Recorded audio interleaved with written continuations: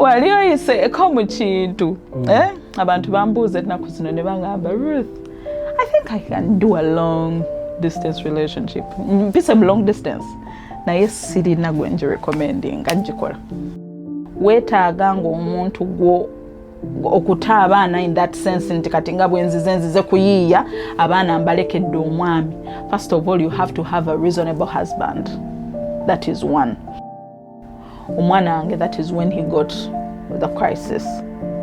What crisis? It's sickler. I didn't know what we were so get there about the part where I was depressed and I wanted to take my life. Naye, even when I was going through that, ekyampanirira yali Katonda.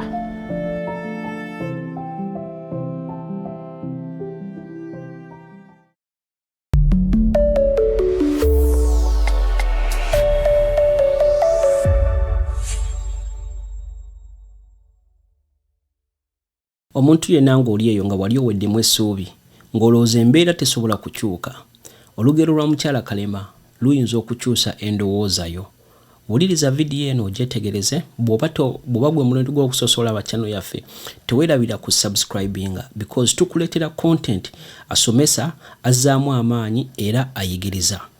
Njagala kujjukiza programu yaffe eno eri supported by Crane Cargo abasindika ebintu okuva mu US ne babitwala Uganda. Osobola okubakubira ku simu yaabwe 781-288-2042 oba basindikire message ku WhatsApp. Era n'abalala abasupportinga programu eno babayita Top Notch Tours and Travel bapangisa emmotoka bw'oba ng'oli Uganda nga wendetaze emmotoka oba oyagala eriko driver oba oyagala eya self drive nabo bakubire ku simu yaabwe 617-755-7590. Top Notch Tours and Travel. Vidiyo eno ekunyumire. Amanya gange abatulaba ebogambye. Amanya gange bampita Ruth Kalema. Ndi mukyala mufumbo. Ndi maama. Nina abaana babiri ab'obulenzi. Nina abaana bangi abalala batali biological. Mukama ampadde omukisa ogw'obufumbo. Omwami wange bamuyita Joseph Kalema. Yeah, I'm blessed and kikyenyinza okugamba okwongerezaako awo ku soko wano ludda wano wetuli wenkusanze. Tuli ku 34 Linel Circle, Billerica, ye Global Church ye kanisa yange. Mwemperereza esumbibwa omusumba Reverend John Bikatende. Nkola mu ministry y'abafumbo. Era nkola ne mu ministry ya worship team. Mu lugendo lwaffe luno njagala abantu abatakumanyi beyongera okutegeera. Okay. Naye njagala tujja simba nyesira ku bufumbo. Okay. Lwaki wa getting involved mu your ministry. Bufumbo. Ey'obufumbo. Naye tuzeeko emabega. Oyinza omuntu atakumanya ayinza okugamba oba baakuzaalira Billerica. Olugendo lw'obulamu lwatandikirawa? Olugendo lw'obulamu bwange nzaalibwa omwami bamuyita Sam Kataza ali wano Boston. Sam Kataza amanyikiddwa mu community. Ne maama bamuyita mukyala Nora Kataza. Yali Kampala. Nzaalibwa Kabowa mu kibuga. Nzaalibwa mu family erimu abaana abawera naye nga yenze baby. Mommy's baby. Kati nzaalibwa Kabowa then nengenda nentandika okusoma. I don't know about tutuseewo. Tutuukewo, yeah. Okay. Nsoma primary ngisomera mba sister. When nabadde neeyanjula nerabidde okugamba nti ndi Christian, a born again Christian akkiriza ali munda mu ekyo. Wetunajjayo maaso maybe nja kunnyonnyola when I started that journey. Naye nga nzaalibwa bwe malaawo nzaaliddwa mu family endokole. Ngenze bantu te by then mu Uganda amasomero agali gasinga okuba amalungi gali g'abakatoliki. Bwe nsuubira kye ensonga mami gye yampa nti ne bantu alamba sister. Nsoma primary somero baliyita St. Teresa Kisubi. Nsoma primary bwe nveeyo sister yanjagala nnyo kubanga bali bamuyita Nabbosa. Nga ngamba nti ndi mutoowe. Nanjagala nnyo nayagala okuntwala mba sister. Naye nembigaana. Naye nali ngenderera. Kati nembeera mba sister nemmala nengenda mu secondary St. Lawrence. ya muchibi yafa abajimanyi nensoma secondary bwenva mu secondary nengenda ku university Nkumba University nensoma international relations and diplomacy bwenaveeyo nfumbirwa nembeera business woman netandika okukola business and bwenava mu ebyo kwe kujja wano. Okay. Kati olugendo lwonna eno ogambe gyewavudde ng'osoma kati njagala tutandikire wano ku bufumbo. Okay. Omwami wo kubanga oli ministry ya bufumbo era conversation yaffe esinga tugenda giteeka ki ku bufumbo n'ebirala tujja byogerako naye tutandikira wano ku bufumbo nti wamanyi otya omwami wo nti ye mwami wo? Omwami wange nti ye mwami gwenino kuba sisuubira nti mwami wo yali first love. Yes, he was. Naye nenfunamu abantu awanyawo. Naye he was. Omwami wange twatandika relationship. I was 16. Bwe tutandika relationship yankwana naye we yankwaniranga mulinako ka ai. So nawe nga wamulaba dda. Nga nange musiimye ninda lwayogera ekigambo naye nga akyebuzaabuza. Kati netutandika 16 years old twasangibwa nga tuweereza mu kanisa yemu mu kanisa yemu netuweereza then nangambako netutandika olugendo lwaffe at 16 netutandika okudatinga kakati mba ntuuka ng'obuto olugendo nalutandika definitely ndi muto kati tuba tutandika at ndoza when nabeera 17 yawo 16 nali ndi mu senior 4 then 17 nembeera mu senior 5 nendabanga ebintu biri serious yali too serious I don't remember nti intention eyantwala mu bufumbo I mean mu relationship yali nti mfunye omusajja owokufumbirwa. But wali just agala boyfriend? How does it feel like? I tell the guy I've been eyeing him ochitegeera kati njagala I know I want to know how it feels. So kati netutuuka nga I'm 17 nendaba nga ali serious. Nenfunayo neyantawanya ku ssomero. My husband is 5 years older than I am. Kati ye yali ku campus by then. Kati nenfunayo eno ku ssomero gye nsoma nenfuna yantawanya ate nga ndabona ali serious ayagala bufumbo. Nogenda n'omusumbu ye? Sino omusumbuyi omusiguza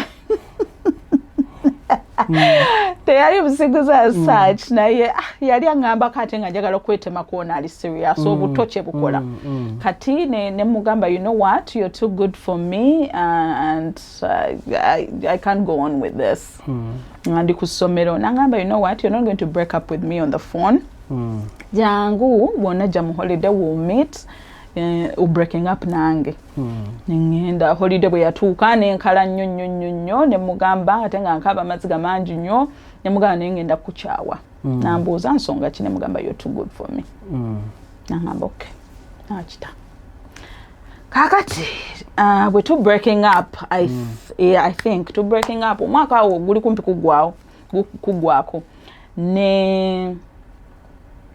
nendaba yakita mangu nali nsuubira nti agenda kwegayirira agenda kudegayira buko yunambeere kangobegobe teyakikola kakati nga tutuuka because that time I broke up with him then waliyo evening service najja nanga akali mwana gwe wankyayi ngamba nematiro olwo manya kyalinayo obudde bwange okukola ki okunegayirira munange nga tutuuka ebiseera bigenda tanegayiridde nga ndaba ekintu kigenda kunsimattuka kakati within that period I think kyenzijjukira era nga bwe nkugambye nti ntandise ngamba I'm a Christian a strong believer waliwo ebintu ebimu by'osobola okusaba Mukama n'abikulaga despite of the maturity gy'olina mu bintu eby'omwoyo nali muto at that point naye nengamba musajja ono lwaki ankyaye ate mpulira bubi you know what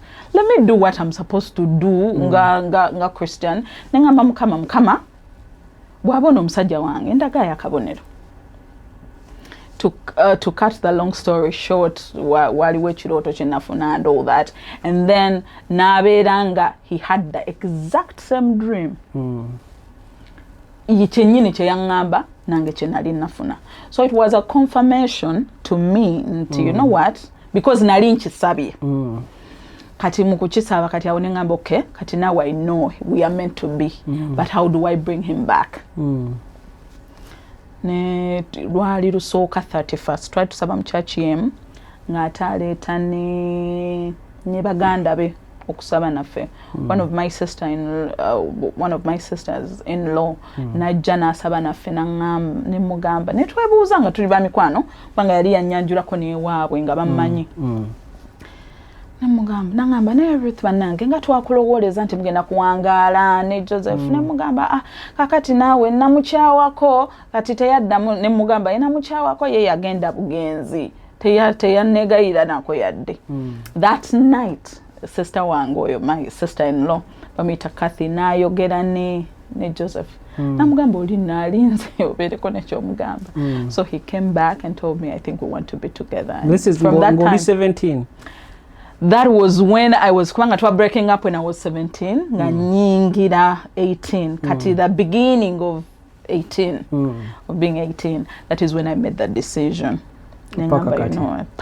kati embaga yali yaddiyo embaga yali ya 2014 nga 18 October that is about 17 years from the time ka break up tekali kamaanyi nnyo katambuzanga ttaamu emu ndowooza bwenzijukira ya ennaku zino abantu relationship zizibuwalidde abantu bangi in fact abantu abasinga struggle with relationships gwe mundowoozayo what do you think is the biggest challenge for you omuntu abadde married n'omuntu ne muwangala emyaka 17 what in our generation oza ki ekisinze making a relationships hard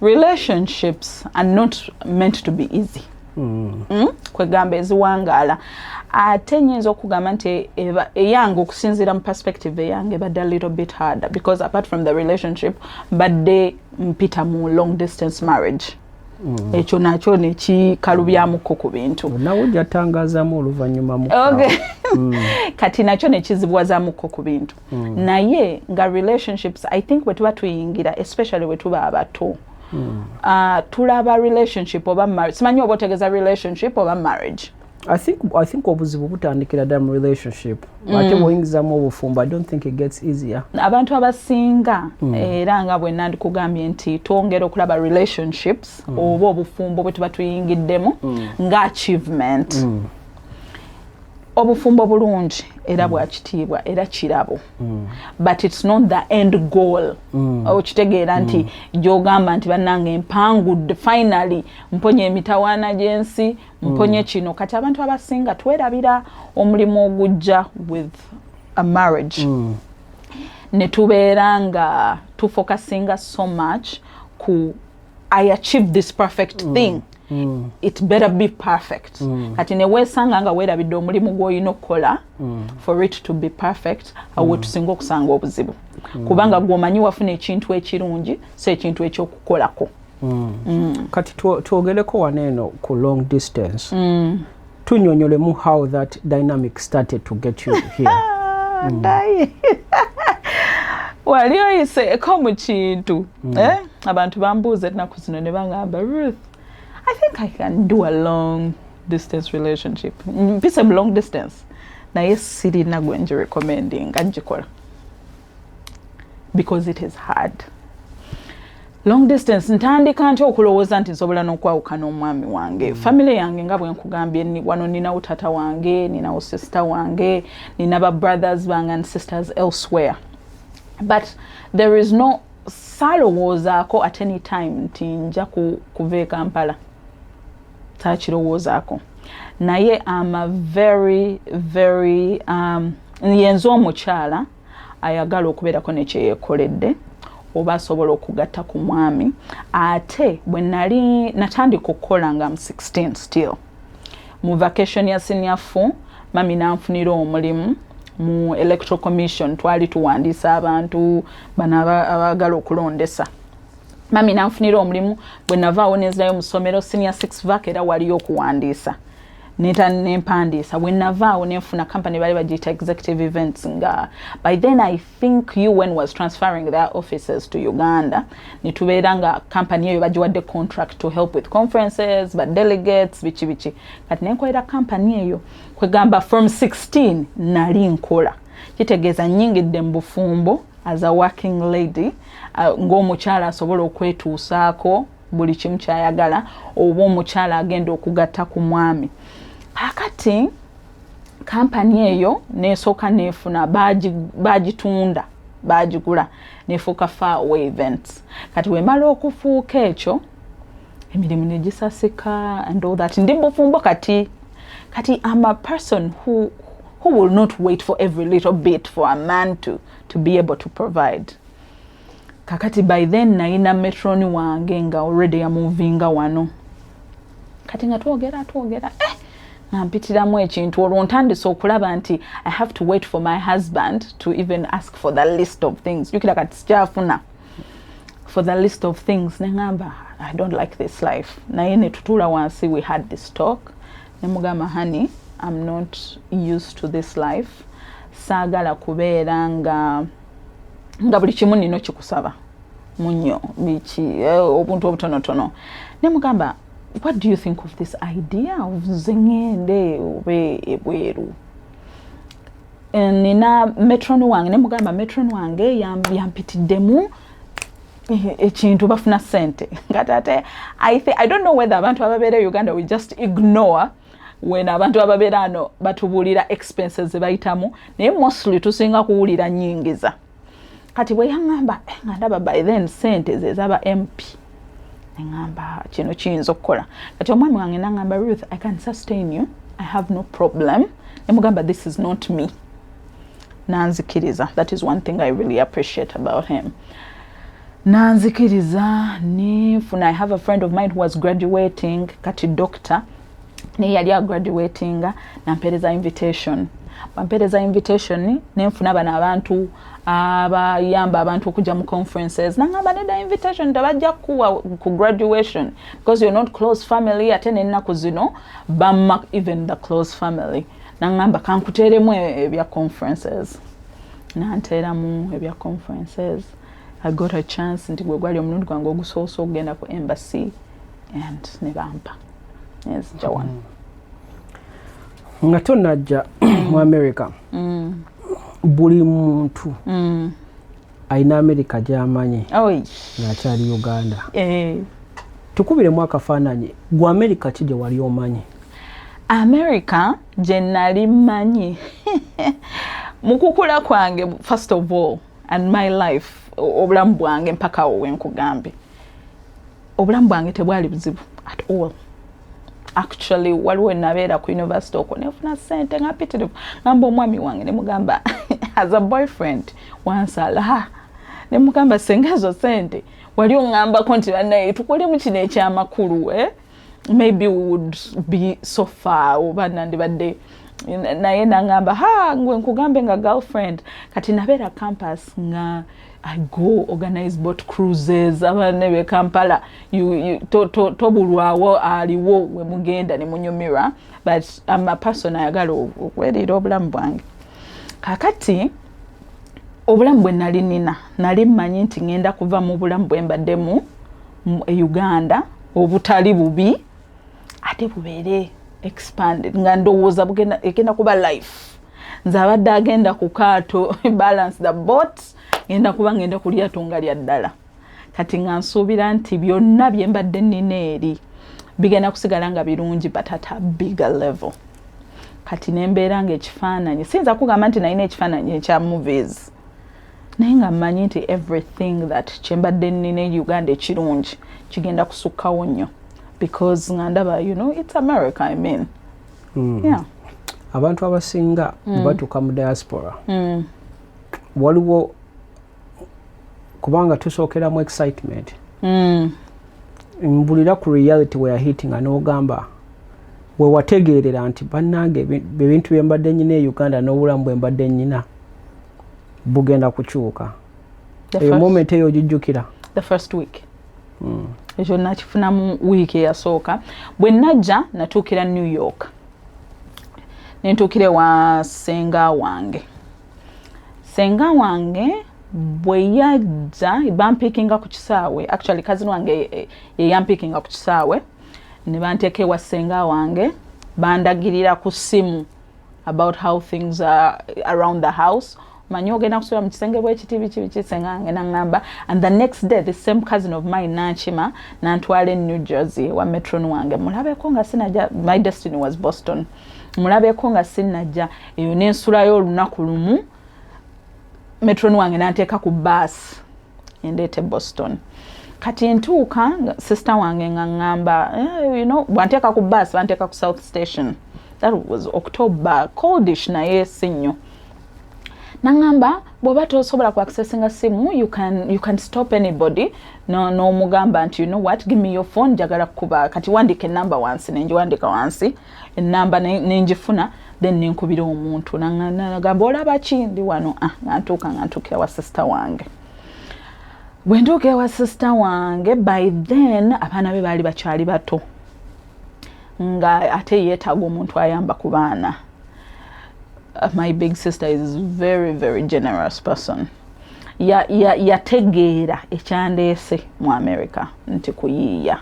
Nagamba sigenda kutwalanga sister wange naye tusobola okuteesaako nenkuwa akasente akasamusamu nonyambako n'abaana nga naawe bwozaayo akantu e Uganda. Kati ne reaching agreement ne muliyambako okulera abaana.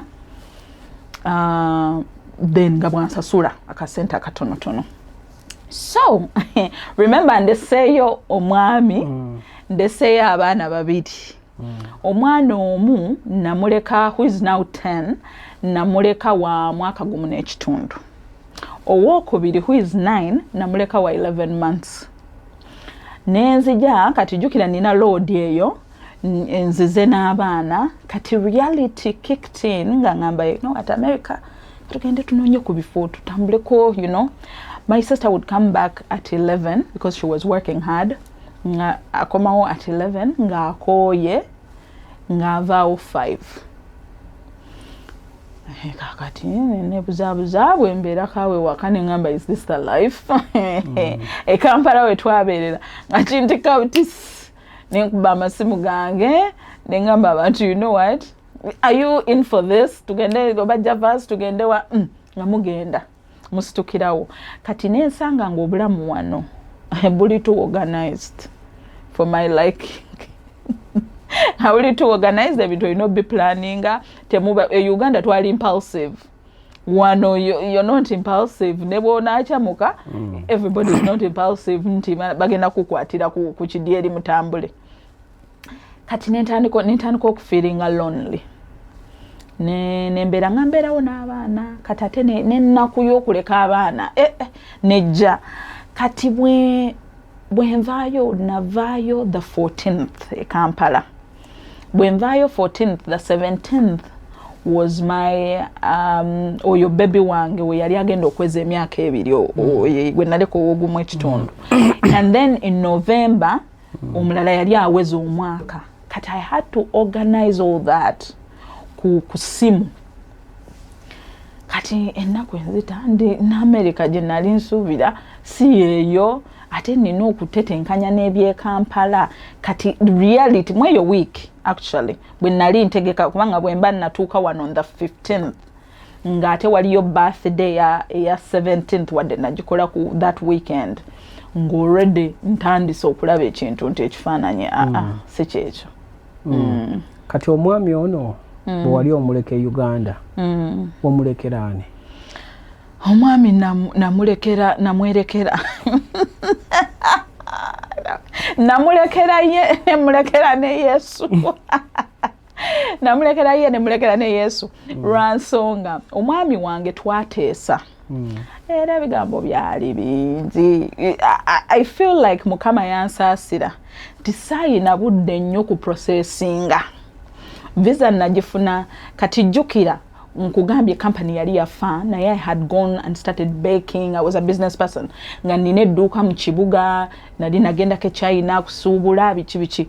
Kati nga nyingedde mbya baking nga ngambye omwami bw'amala okuntwala wali ekansanga ku embassy bwe batampa tugende mu kibuga bali bandagiridde oven yali ya million nga 2 zinene ne mugamba hani kati sente tufune bwenveri bwe bate bampadde nga tugenda mu kibuga nga bookinga ku oven because I mean I was ready to move on with my life era sinza gamba nti nina kye natunda oba nina kye nerekereza nengambira banga bwe batampa kakati mwekyo nfuna visa ku Lwokusatu bangamba kima passport ku Lwokutaano ku Lwomukaaga nenvaayo abantu ne bangamba tolinda nange abantu abatali mu America they know it's more than they think they know it's more than ne bangamba toyina kulinda oyina kulinyirawo I didn't have time to process anything kutuula kaawo era ne mugamba omwami wange ne mugamba nkubire sakana abaana bamperekere ku kisaawe that is not the memory I want to have tugende swiswi kati ate we natuuka ne ku kisaawe ne batuwa hard time because I think waliwo ka card buno bu yellow card yellow fever kati ne tutuuka nga bantawaanya ennyonyi endese tulina okubookinga endala I don't even remember the goodbye that I gave to him. Kati tutuuka wano tutandika okwogera memories zonna ne zikomawo nti kati nentandika kati bwe natandika okuwulira ekyongebera ekyo nga sinadda waliwo ngambye nti omwami namulekerani sa natandika okugamba nti omwami bw'oba onkubira toteekako baana I'm not ready. Ate n'ekirala ekyanyamba nti baali bato nga tebajja kubami watuleka all this baali tebasobola nakwogera kati n'ekyo I count it as a blessing. Kati omwami mulekerani omwami mulaalika ngamba munaye ekintu kino twakiragaanyeko abantu tebabadde basanyufu abantu tekyabasanyusa era I think ate nange decision wenjikwera kati from the time wenkugambira nti when nakwera decision nti mukwano gwange oli owa graduation inviting it was about maybe 3 months tewaliwo era abantu tebategeera nakutegeera nti ebintu bya America nali mbiriko kati abantu tebasanyuka abantu bagamba ndese we were young couple that is true. Abantu ne bagamba nti kati amulekeddani omusajja omuto omulekotya ebyo kakati ne bagamba ati amulekedde n'abaana but then ku ky'abaana we had talked nga twogedde nga mugambye nti what do you think oba abaana mbatwale wa mami oba abaana nuunye nembeera kaawo nga ngamba but what options do I have abaana bamanyidde ffe and all that kakati nangamba Ruth sigenda kumisinga n'abaana bange I'm staying with my kids so by then nina muwala wange gweninga gwe adoptinga and one of my babysitters who became my daughter yabeera wondozanga ono omuto gwe nalekanga 11 months yakazaalibwa myezi 3 nembalekawo nendekawo n'omwami yali akola naye ng'oluusi abeera busy n'akola up country kati nangamba Ruth you know what I'm going to cut ngenda kusala ku budde bwenvaawo kewaka I will give the kids more time kakati munnange omwami nga bw'ogambye mulekawo ewaka nagamba ye yeekuume sina gwe namulekera kumukuuma naye nemugamba ye yeekuume kakati nemulekera na babawala ababiri abaali banyambako okuyamba ku baana because munnange abaami obamanyi ne bayambako so you was emyaka emeka since bannange October ono mpezeza emyaka 8 mu America abaana kati abaana bo kati baakula ebibuzo bingi ebibuzo bingi kati how do you address that yogerako n'omuzadde ali mu mbeera nga situation gy'olimu nti yaleka abaana abato kati batandise okukula the realization eyejja nti wooli kwa bakumanyi ogera naye kusimba kulaba but they can't access you si kyangu first of all njagendako walako nti omuntu bw'oba oli ready okuta abaana weetaaga nga omuntu gwo okuta abaana in that sense nti kati nga bwenzize kuyiiya abaana mbalekedde omwami. First of all, you have to have a reasonable husband. That is one. That was very, very instrumental. Okitegeera nti omuntu simayina ggezi lyennyinza kuwa muntu bannange. That time is tough. Because my husband, when I began to get a reasonable husband, my husband taught me how to be a parent. Nga siriwo. Okitegeera ngamba, Ruth, you know what? You have to talk to these kids at some point. Kubanga nze nali ngamba banaye wenjogera abaana ennaku enzita ate mpira waliwo brother nga atera okunjeregana ngamba wabula banaye wayagala okudde Kampala. For the first 8 months nga buli kaseera mbagamba nze nno nzirayo nze nno ngenda. Naye nti abakyala kyenjagala obagamba ne mu decision gy'okola ng'otunuulidde future y'abaana bo, at least tulonda omusajja omutuufu. Omusajja agenda okukuyamba. Omwami wange yanyamba kubanga nga bwe nkugambye nti waliwo time gye nali I don't want to talk to the kids. I don't want to feel whatever I feel. Ate nga bondo was abaana bato nnyo, so that, you know, they will understand. Naye mwekyo, as much as it is hard, it is doable. Ebintu bye nakola mu parenting eri mu long distance marriage, nabeera ng'omwami wange anconnectinga n'abasomesa b'abaana. My husband nga ancheckingako. Okitegeera kubanga kati wenkugambira obulamu bwatuuka ne bubeerako bizemuko, time difference tutawaanya. Kaakati ate nze wembeera ndi free ate bo tebali, we baba free ate gwe toli. Kati nga alina okunkeberako n'aŋŋamba gundi osuuliridde leero wagize bwoti.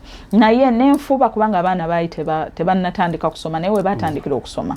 Nembeera nga mbeeramu bwampeereza reports ne ndaba omuko ku report ne ngamba oba banaye tulina okusisinga n'omusomesa bw'ati naati ono omwana bw'ati ateekemu amaanyi. I can't tell you it was easy. It really wasn't. But some of these things you do the best that you can. Given of the circumstance. Kati gwe mu ngeri gy'onnyonnyodde si gwe ng'omuntu eyava e Uganda nge oli mu nnaku nti oba embeera yali mbi. So 8 years down the road, knowing what you know now, Ruth, over 8 years ago, would you recommend this journey? Oh. Would I recommend for somebody to take on the journey I did? Gwe. If you were to speak to Ruth, to myself, on an Anonya visa 8 years ago, would you tell them go ahead and do this? Oh God, 190 times. Jane yange ey'obufu nja kunyweza nti ndi mukristaayo. Ebintu ebimu obiraba n'omanya nti Mukama ya orderinga your footsteps. Ebintu byenfunye nga ndi wano waliwo ebimu bye sandifunye nga ndi Uganda. Mukama ya orderinga footsteps zange okujja wano okubeerako ne byasootinga mu bulamu bwange. Kyennyinza okusookerako ki? America buli omu ajagala. I think most people do. Era America kati nno nina bwe nali njogera naye nga sinnajja ne ngamba nti nsabye Saala nga sinnagendako embassy. Ne ngamba nti Mukama bw'abeera kale mpa visa, sikugaana bagimpe. Saagala banyime visa, saagala kibeere ki, naye bwe ngenda mu America, if your plan for me is not to be there, gineetamise nkomewo Uganda nga saagala kuwulira na kigamba America. Kati bwe ntunuulira ebintu byempiseemu, first of all nga bwe ngambye nti America eyagalibwa, bannaye America eyagalibwa, obutuuze nandi bujjewa nga sizze. Waliwo issue gye nafunako ey'omwana, twalwaza omwana. Omwana oyo okuwonyezebwakwe era Mukama yayita mu bantu ba America okutwegattako n'omwami wange tusobole nga okutreatinga omwana oyo. So definitely this journey njiraba ate ndowooza bwe tuba tuyita mu bintu tomanya naye nga 190%. Kati plan eri etya? Olinayo plan maybe okuddayo Uganda obeere ne family yo oba plan yakuleeta wano family ebeere nawe? Plani yakyuka bwe tutuuka mu myezi egyo ntandise okwekuba omukaaga gye nagambye n'omunaana nga neekuba nzirayo omwami wange naŋŋamba honey if you really want to come it's okay jangu kati ate bwe yakiŋŋamba kati ate nembanga aguma kubanga I think America yantawaanya nnyo kubanga nali sinnagitegeera kyova olaba nawishinganga nga ndaba obulamu bwe nalina e Uganda bwe njagala okuba nabwo wano. It is true omuntu asobola okuba nabwo naye kyanyamba nnyo okwadjustinga nti kati nkyusiza location and this is the way things are done here and I can be okay being here or even better.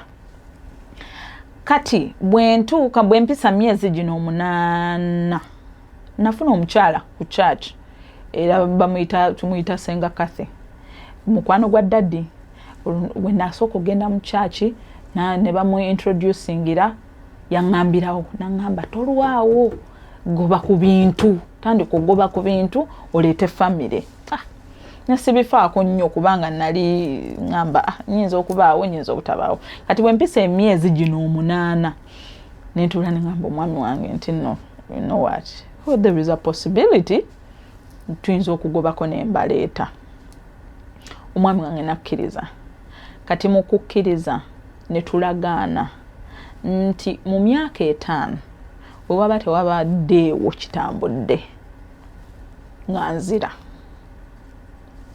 emyaka ebbanga lyano lidduka liddukira ddala kati netandika okutambuza ebintu okulaba nti ndeeta famire yange nafunako suggestions abantu baŋŋamba okufumbirwa maybe for the sake of getting that naye ne sikiwa nnyo gundi I got several gundi abantu baŋŋamba nnyo neŋŋamba sikyagala not because nti nali mufumbo kubanga waliwo abantu abafumba basobola okulagaana ne bakiteteganyako okufuna naye nali saagala kintu kigenda kujjamu mwami wange in this whole equation nga saagala kintu kigenda mujjamu kubanga in the first place when everybody was saying I made the wrong decision yaliwo mu byonna bye baali bagamba ye yategeeragana nange kati nga mpulira saagala kujja ku point emujjamu mpiseewo kyonna kyenjagala okuyisaawo so ne bampa amagezi nga gamuinvolvinga neŋŋamba kanteekemu ebintu nenteekamu ebintu that is when we started this journey kati omwami wange nga era bwe nkugambye obulamu bwaffe tebwali bubi ng'omwami wange ye akkiriza nti Ruth nja kujja I want my kids to grow up there to study there and do this naye you have to know I'm not staying ng'agamba saagala kusigala kati n'ekyo nakyo nekyo acceptinga kubanga bambi yaŋŋanya abantu abalala asobola okugaana yaganya ekyange kye nali mpulira at that moment ne kiyitawo neŋŋamba you know what I'm going to accept whatever ne mugamba don't worry about it ati emyaka 5 gye twewa gumu 2 3 ebintu nateekayo nsobola okukola nsobola you know kati ne gutuuka ogwokutaano nga teri kanyego tuyingira mu gwokutaano nga teri kanyego ne tuddamu ne twekyekingako nambuuza tuyimiridde wa twewe 5 ne mugamba hani saagala kudda manyidde nengenda kudda because this is the agreement gye twakola ki gye twateesaako kaakati mu gwokutaano guguyingira wenjogera ekyo mu gwokutaano we gwali guyingira omaze okwogera ekyo omwana wange that is when he got the crisis. What crisis called? Sikla. Yali sikla nafuna crisis embi batukubira nga ali ku ssomero nga he has gone mute natasobola kwogera kati nali ku mulimu ne bamumpa nenjogera naye nga mugamba nod your head bw'oba osobola okumpulira nga akola bw'ati nkuwulira ne mugamba say hello nga tasobola. That was tough. Naye nga awo wonna wempise nga omwami wange yabaddewo mu Janes hospital visits omwana alwadde biki nga yabeerawo naye kino kyankuba wala kati mba ku mulimu nengamba I couldn't take it nengamba bakama bange sisobola kukola in this condition omwana wange mulwadde kati mukama yali yantaasanga ayina favor gye yanteekako ku mulimu gwe naliko oba ku mirimu gye mbadde nzija nkola kati abantu abamu abawano tebategeera struggles zaffe ne bagamba Ruth, why don't you just jump on the plane n'ogenda ne mbagamba I won't explain but I can't. I'm working towards bringing the family here. My son is this and that. Tebasoka kitegeera ne mbagamba just no, I cannot go. I would love kati ninfuna ka vacation yako nga I'm not myself omwana ita through that tough time. It was just terrible. Ekyo waliwo ekyawandiikibwa mu Bible. Abasajja babuuza Yesu ne bamubuuza nti oba ono omusajja ali blind bazadde be bayonoona kiki ekyabaawo. Yesu n'addamu n'agamba oyo ali bw'atyo ekitiibwa kya Mukama kisobola okukola ki okulabisibwa. Saabitegeera at that point. But this case is what triggered abantu bano okusituka to be concerned about my boy being a sickler and dealing with it. This is the case that ekyasitula empapula zange. Just know, mbadde wano for 8 years, right? Omwana tugambye afuna crisis mu 5th year. From the 6th year to the 8th year is when omwana wange yagenda ku treatment, and it is when I got papers, and it is when my kids were in a period of 2 years. Nenfuna empapula nembeera nga n'abantu bange basobola okujja. Era you'll see them soon. In a period, ngezaako kugamba nti 5 years, I had no hope at all. And in the 2 years ezo, ze tugambira nti omwana bino bituukawo, nafuna treatment, nenfuna empapula, naye nno nfuna mpapula because of omwana. Kitangazaamu awo. Sikitegedde, how does that work? America teringa Uganda nti ejjudde corruption.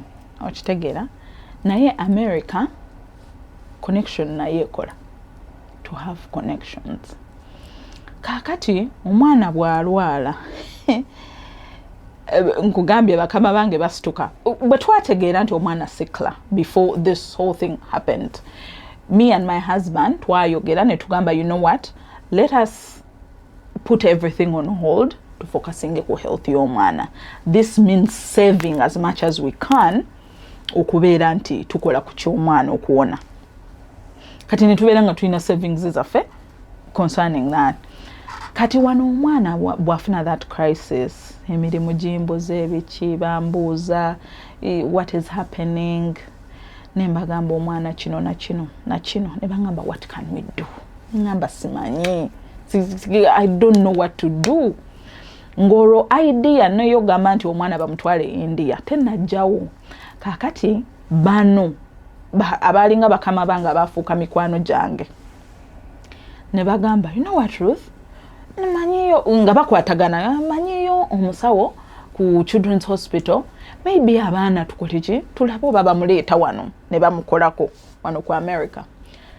For some reason we got some Zooms. I was into Zooms, meetings, emails, everything. Kakati nga batuuka nga we connected to Children's Hospital ne bawandiika ebbaluwa ku embassy and all that. Naye ekyasinga okuneewuunyisa nti ku Children's Hospital yatusaba akakadde kamu n'ekitundu up front. Ake Uganda? Akawano, akadola.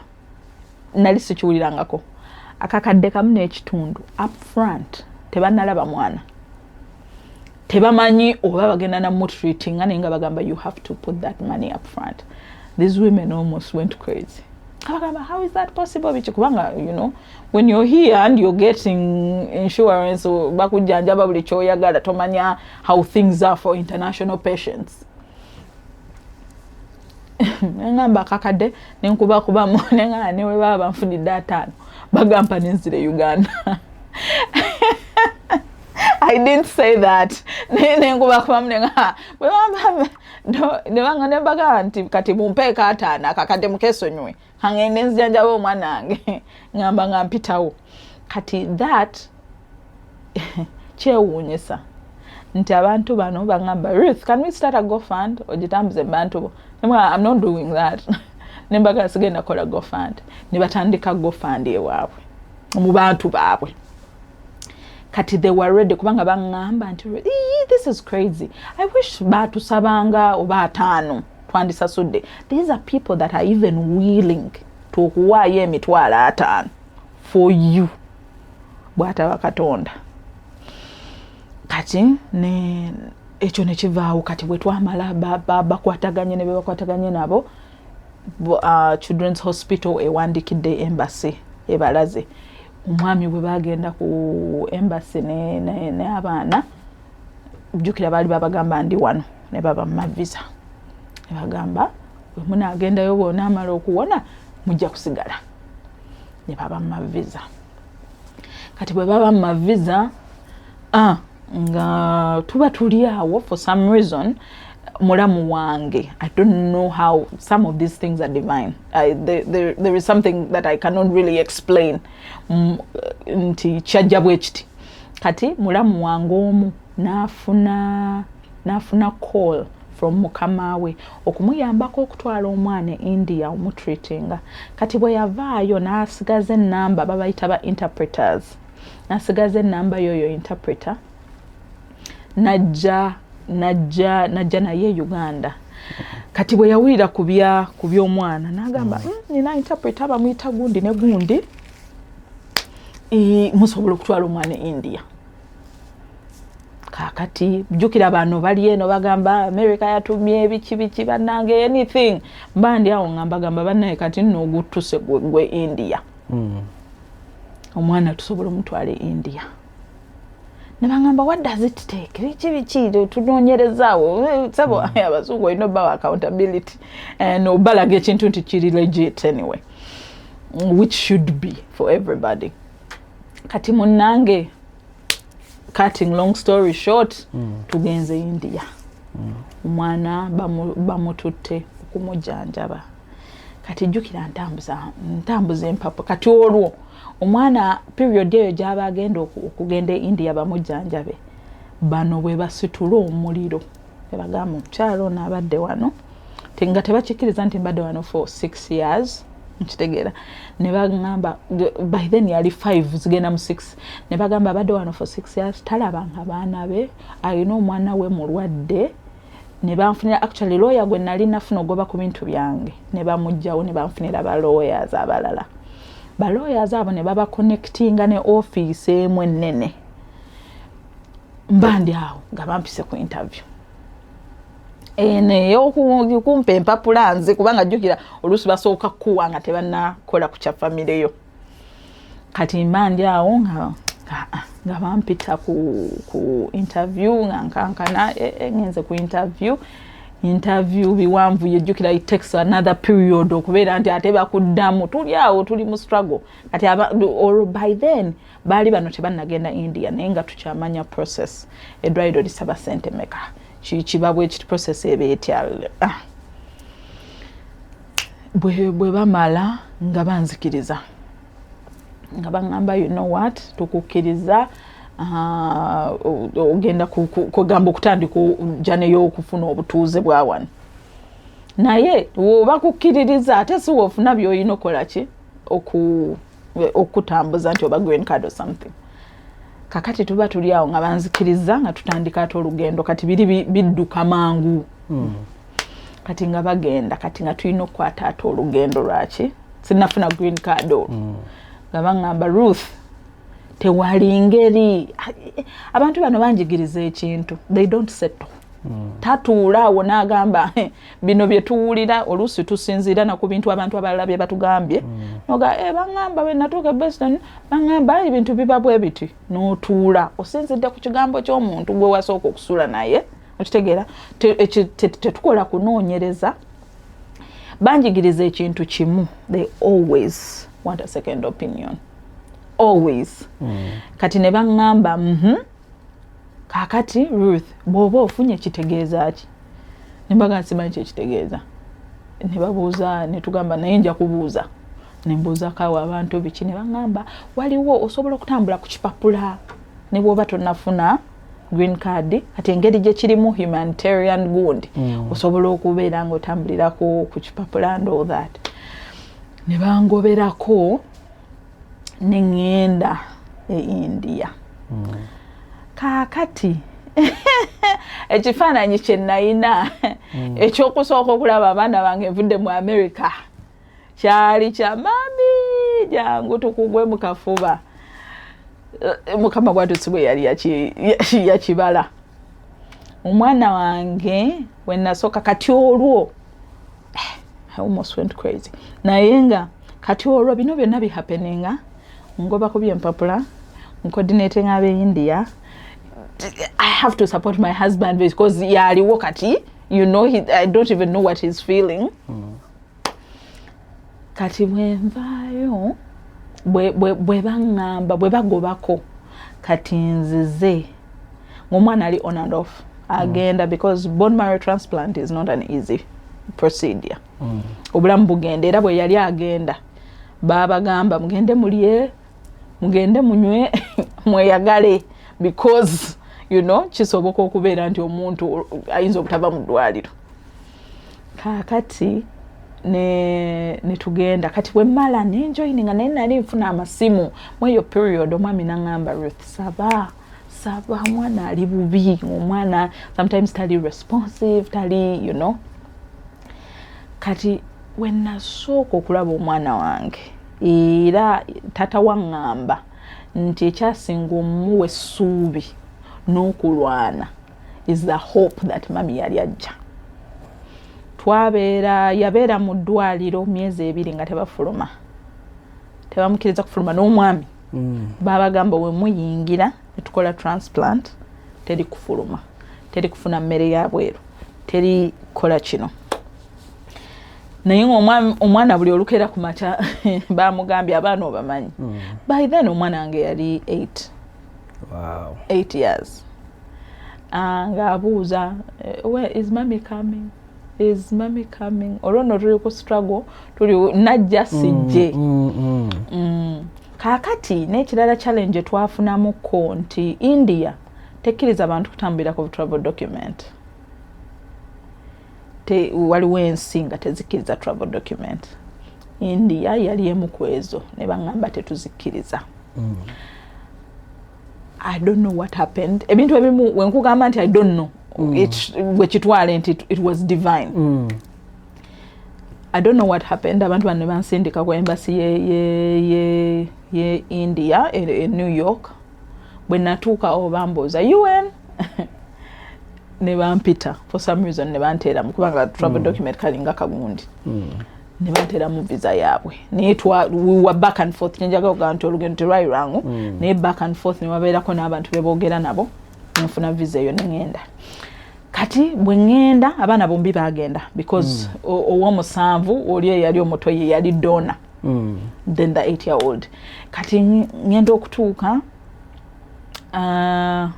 omwana namusanga mu ICU ngatambuza butambuza maaso this is the first time this is that after from the time I left my child at 1.5 almost 2 nzira mumulaba nga he's struggling for his life ng'ali mu ICU ng'ali mu ICU netwetunulira when kati n'omwami musanze ali mu ICU banzikiriza actually at some point bakkiriza abantu bebweru ne bategeera bantegeera ensonga maama abadde tali naye for long biki ne banzikiriza kati n'omwami omuntu yenna ng'obadde oli away from omwami this was the first time I saw him okuva lwe twayawukana namusanga mu ICU ng'alina omwana. Kaakati ne tutuuka simanyi na kye nawulira, ntuukako ne mmutunuulira ne nakaaba ne mmugamba thank you so much. Kati awo ne tufokasinga ne tudda ku mwana, nsonyiwa bwe nakaaba ojja bijjamu naye ne tufokasinga ku mwana. Omwana kwegamba that season okusinziira ku kakadde akamu ekitundu maybe kebaatusaba, India wasn't bad. Ate Mukama n'ayamba n'atuteerawo obugabirizi.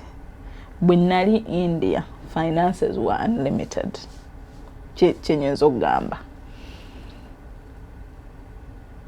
Omwami wange nga bwe nkugambye twali tutegesa akantu kaffe ak'okukola ku mwana, kaali tekasobola kumala.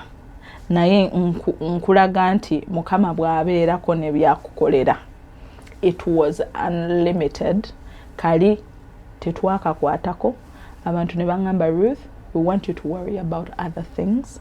Let finances not be your problem.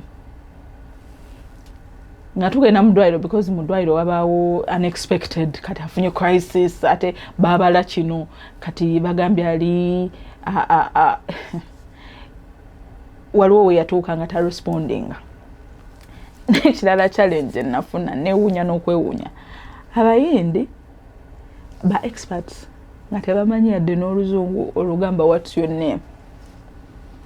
Nga naye bakugamba be bakugu. Bano betukukwasizza bakugu. Kati ne tubeera ne problem of communication. What is happening to my son? Kubanga baatuuka ne batugobawo. A story mpanvu. Naye baatuuka ne batugobawo kati nga bamukoona oba obuyondo balina nakalaba kalinga kayondo. Nga bamukoonako balaba oba responding wherever. Nga bagamba he's not responding. Kyenzijukira twatuuka ne tutuula we twali tuli outside the ICU. Omwami waliwo akatebe kamu, omwami n'atuula n'andera. Kati always twali to holding on to our child has to be alive. Kitegeera, you have to do everything possible. Naye bwe twali mu eyo moment, kati nze kyenzijukira mu bwongo bwange nti that time is when I let go. Nengamba kakati wenzirayo Boston speech yange ey'omwana tibane nagenze kulaba mwana India naye tebyagenze bulungi eneeba etya nentandika okwetegeka kati ne letting go nengamba Mukama, you know what, at this point I'm not going to only ask for what I want nti njagala omwana asigale naye gwe kola kyowulira kyoyagala okukola eky'omwana nenta nti nabeerawo kenti ne bwe bangamba omwana agenze amuke.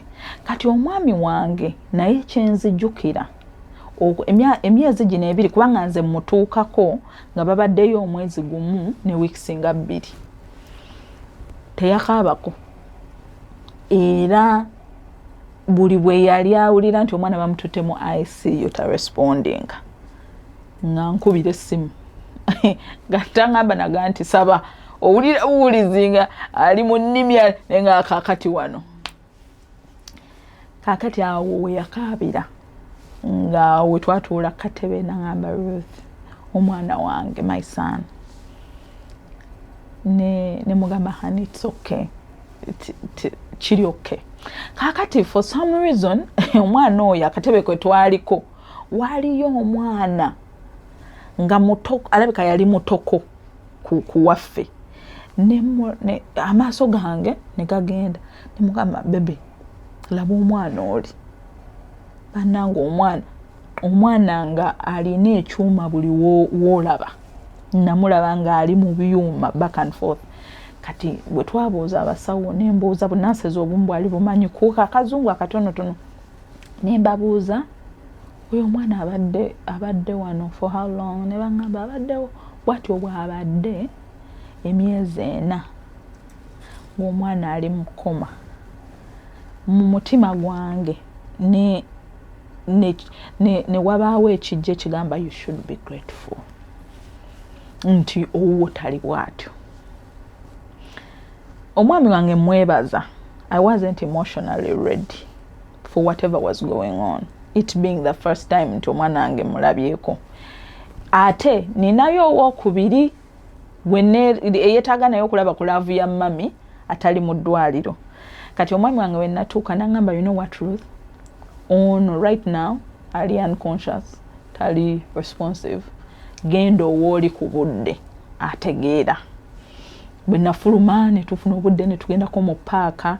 Kati ngambeera n'omuto ow'omusanvu emisana ekiro, nedda nga mu kusooka nali mbeera naye ekiro ono atali mu ddwaliro, then emisana lwonna ne ndusiiba ku ddwaliro. But there is that, kati that day olwo lwenzijukira nagamba omwami wange ne mugamba, you've done a lot and I really appreciate you, genda owummuleko kuba batugamba omukufe yalina okusigala. Ne mugamba it's okay, nja kusulawo obadde you've been the one here and all that beeranga. Bannange olugendo lw'omwana lwali luwanvu. Mu India wasigalayo bbanga ki? Weeks 3. Weeks 3 era nabaleka atandise okufuna recovery nga yaddayo waka we twali tufunyewo okusula nga naye abasawo bajja ne bamusangira awo. Kati bwe yamala of course ne bavaayo ne badda e Kampala, tests were done, the bone marrow was successful. Nitwebaza Katonda. Naye kati wayise obbanga ki since then? Myaka 2. How is he now? Oh, he's wonderful. Tafunanga ku crisis. Ali bulungi, abasawo bamucheckinga. I'm even chengezaako okugamba nti luno olugendo lubadde mu Katonda. Katonda nyambi. Wiiki eno abantu balabako. Wow. Yes. So he's even going to have better wound.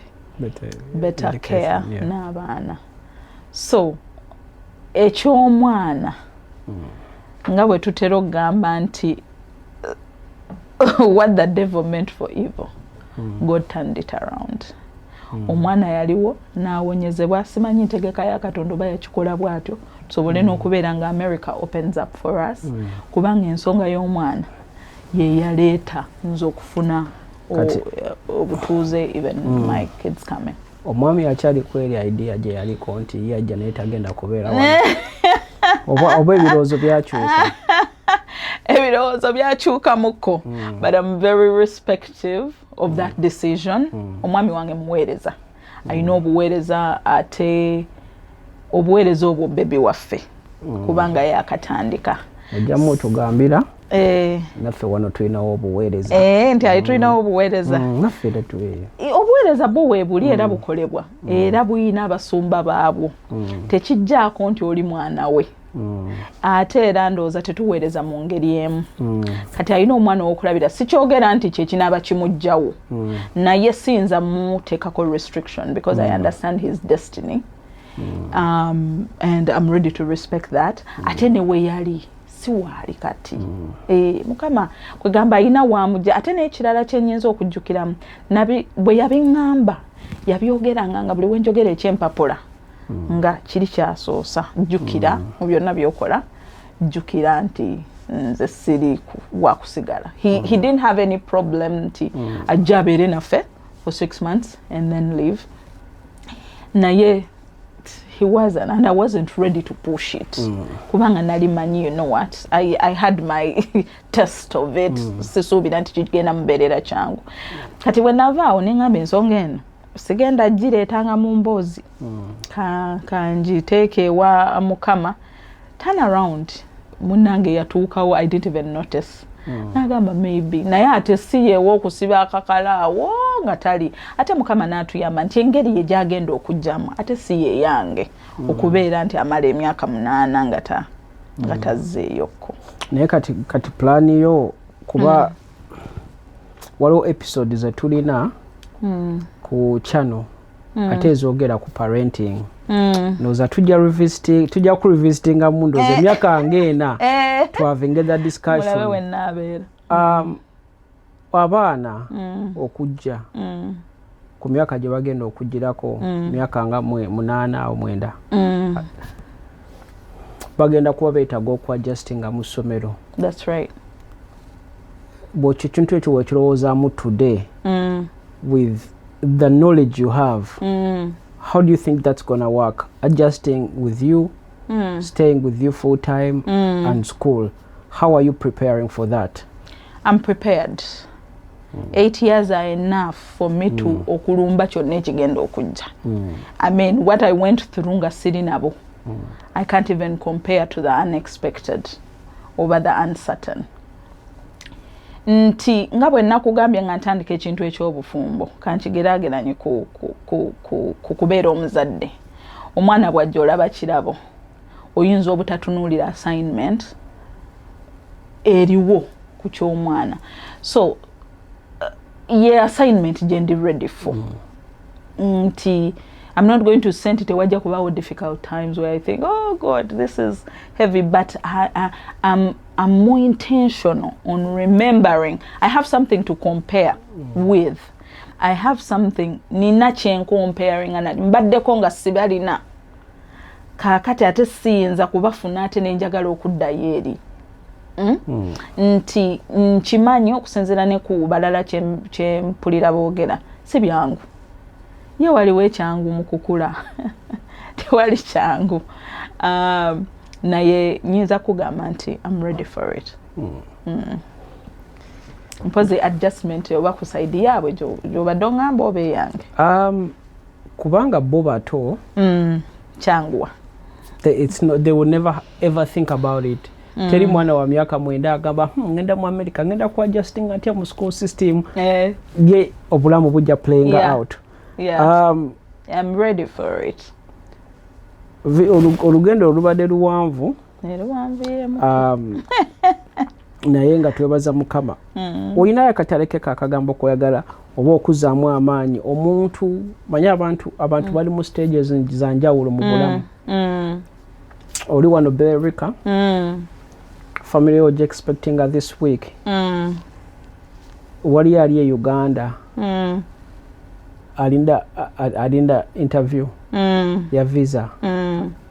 Waliwo ali abadde mu America emyaka 10 tanafuna mpapula. Waliwo yazifuna eza family ne zigaana. Abantu abo bonna mu category eyo oyinza bawa kigambo ki ekisembayo? Bwe nakugamba nti ngenda bawa magezi gange gayinza obutakola, kubanga nange kennyini bino byonnyini byogambye byempiseemu we nali mbiyitamu oba sometimes ojjukira waliwo ekibadde onoga it was because of this. Kati bwe ngamba nti okubawa amagezi ga Ruth gayinza obutakola, naye ate mmanyi ndi mulokole naye mmanyi nti n'abantu abamu abatali balokole bategeera Katonda, bamanyi nti Katonda gyali. Bw'obanga omanyi Katonda gyali, Katonda olina kumwekwata. Katonda ayogera, Katonda agamba mungezese, osobola okumugamba nti munnange Mukama ensonga eno beerako nekyokola ki kyoggusa oba in whichever way you want to test him. It has been divine.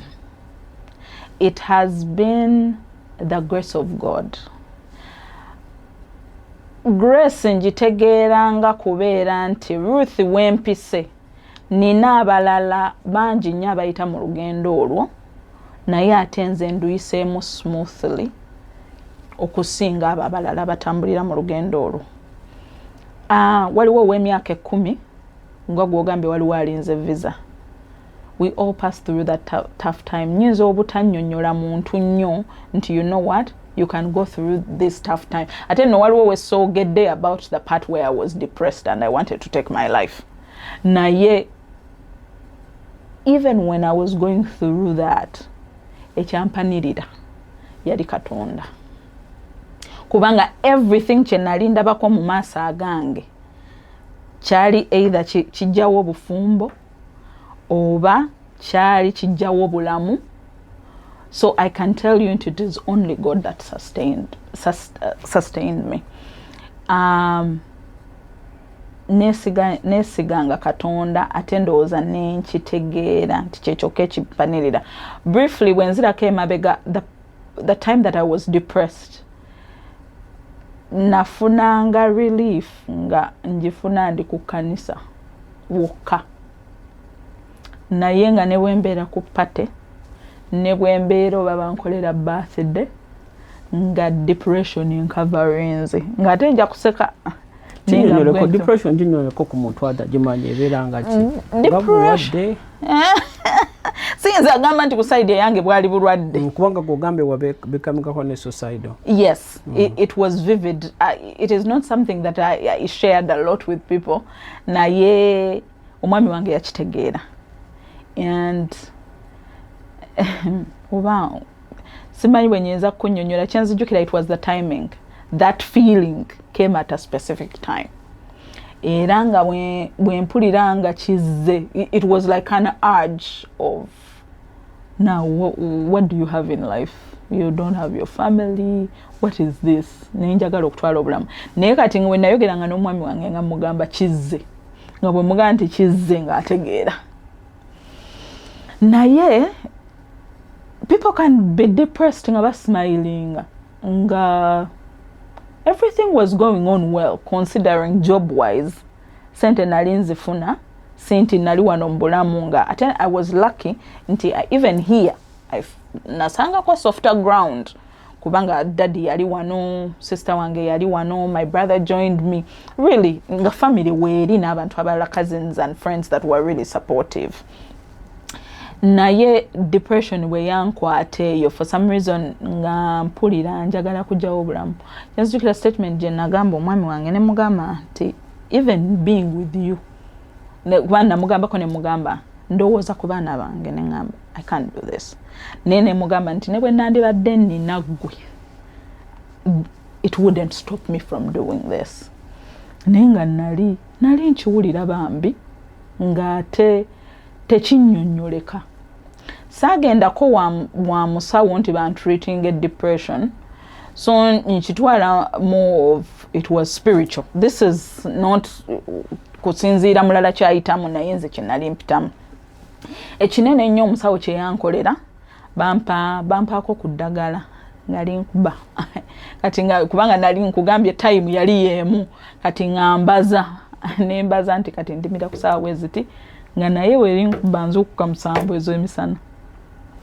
Kati nerinyambako nga kati by the time maybe when tukira that time of, you know, wanting to be suicidal nga mbeera ndi mutulo simanyi kigenda mu maaso.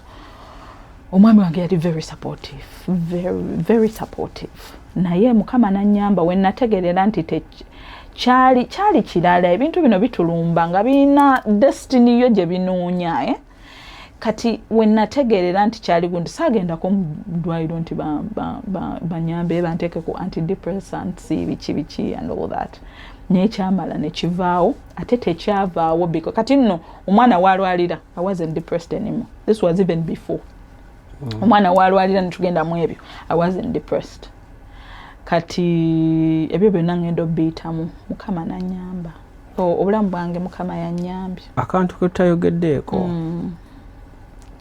Era abalabe bange ye comment egenda okusooka bagenda kubuuza naye nnyonnyole gwanga omuntu omufumba abeerawo ate emyaka egyo nga talina muntu mu nsonga ziri mu nsonga ziri weza mu kisenge kiyinza obutasoboka senga buulirire gwanga kiyinza kizibu waliwo ebintu byenkugamba nti until you know that you can bwobikolera mu mubiri toyitawo nfunye abantu abankwana ate nga bamanyi nga weetereza genda maaso senga ante nkiwa nti omwami wange naye afunye challenges and temptations here and there. Omwami wange ategeera Katonda. Kakati, we have this relationship that is very, tuli honest with each other. Nze nali manyi jukira ndi 16 nfunye omuvubuka tusabale mu kanisa manyi nfunye malaika. Okitegeera. It is until bwe namuyitiramu ne mugamba bangamba ojja kubeereyo ofuna omukazi omulala and all that nangamba teyampakanya ng'abasajja bwe bagamba asisobola yangamba Ruth ompulira kisoboka kati awo nenga woyogenda ekigambo ekifaananako bwe kityo naye nangamba nti gwe nywerera ku Katonda gw'omanyi gw'okkiriza nange gwe nzikiriza. It is the only way that can sustain you. Biruma sinza kubeera nti awo nti ngamba bannange nali mpulira ndi awo neetaaga kubeera na mulenzi. Nedda, I actually didn't miss that part a lot, not because it wasn't good, but I didn't miss that part okusinga bwe nali njagala companion. I need waliwo ebintu bye yali yammanyiiza. Nze mbiyigidde mu America nti omuntu oteekamu n'amafuta. Ekampala ng'emmotoka bwesika maybe gauge tekola awo wennyini wenkubirira essimu ne mugamba hani ndi wano ndi stark jangu naye kati bino nga I miss having a husband and a friend. Kati really sex I think it's more on his part, but I can tell you era nga ye kyangambye nti it is only God. Atalina Katonda takisobola ate n'amulina sometimes abantu bagwa you know kati mbala nti grace teri akisobola kubanga olaba long distance siye making omuntu faithful however much nti osobola okuba n'omuntu era ng'obeera naye buli lunaku era bw'oba wakuwefunirayo weefunira yogerako kuba n'abasajja abakwana kuba wali toyina mpapula temulina nsonyi wali toyina mpapula maybe tekyajja mu mutwe gwo but wali abantu asobola okutunula n'alaba nti bwendeko ono noona ngambye anjagala ate ye mu short sight ye alabika nga ayina ki future ono wawana ali mu America nga it's gonna take oyinza osanga kuba bwe muyingira obufumbo nga buli genuine bano abakwana ekirowoozo kyali kizeeko munnange tekijjangako lwansonga actually samanya na kumanya at that point we bankwanira nti oba bayina empapula oba tebalina oba empapula kyeki empapula kyamaanyi tangazawo wali nti abasajja tebalina nsonyi otuwere lwaki tebalina nsonyi abami tebalina nsonyi sikwekangako nti siri mufumbo sikikwekangako manya nti ndi mufumbo naye oli wakulumbira ssebo ng'atamanyi bulungi oli mufumbo ate sikweka nti omwami wange mwagala naye ng'oli agamba honestly ne benyinza okugamba nti baŋŋambako tebalina gye bali bantwala honestly they have their families abamu abatalina families tebakutunuulidde nti balina gye bakutwala zensonyi zeŋŋamba nti abamu tebalina family n'abatalina family waliwo ensonga lwaki abaana babiri ate ayagala bbaawe no I don't think that is what they were looking for. Maybe they wanted to sleep with me and that's it. So kati mukana akabanga oyiseemu family ejja mweno week Zero Monday kati muli owulira otya? I'm excited. I'm very much excited. Mpuliranga nesunze owuliranga olinamu feeling nti owulinganga agenda okuggusa olugendo olubadde oluwanvu nti oli kumpi kutuuka? Sinnatuuka obulamu tetunatuuka kubanga kati bwe ŋŋamba nti ntuuse challenge za wano weziri nati era buli kintu era na graduate nze nasala aba ina watuuse wano waliwo olugendo lw'entuuse kale at least at this point nyinza okugamba nti unless otherwise nga mukama era oba yakireese nensusuubira nti nyinza okudda mu any long distance relationship. Kati omwami bw'anaaba akomyewo tusuubireyo omwana mu America. ekyo omwana Omumerika omwana Omumerika mulungi naye okubeera Omumerika mpozi nga kyenjagala omufunemu ennyo okubeera president kubanga bagamba balina kuzaalibwa wano kati engeri gye kitali kiruubirirwa kyange nnyo kuzaala president wa America nyinza okureconsideringa naye Mukama bw'aba akireese Mukama bw'aba akireese ekyo nakyo kikkirizibwa nkitwala just no Mukama gyansindika gye ŋŋenda akadde n'ebigambo bino byonna byosharinze I believe bina gwe agenda obiwulira mu inspiring bimu educating ate naye akonsideringa okuyita Katonda mu mbeera gy'ogambye nti gwe tewalina magezi nti singa gaali magezi singa otuwa amagezi go osanga gayinza obutaba sufficient kozi ng'olinayo akatalekeka ojja kunzikiriza ngamba abantu baffe nti nga bw'ogambye nze obufumbo mbwagala njagala abaagalana ate njagala abaagalana nga bali mu bufumbo akatalekeka kajja kubeera nti tulina program bagiyita Bliss of Better eyogera ku obufumbo bw'abakristaayo naye ebintu bye twogera biyamba n'omuntu ali eyo nga si mukristaayo because there are certain principles ezigoverning obufumbo nga ziri universal.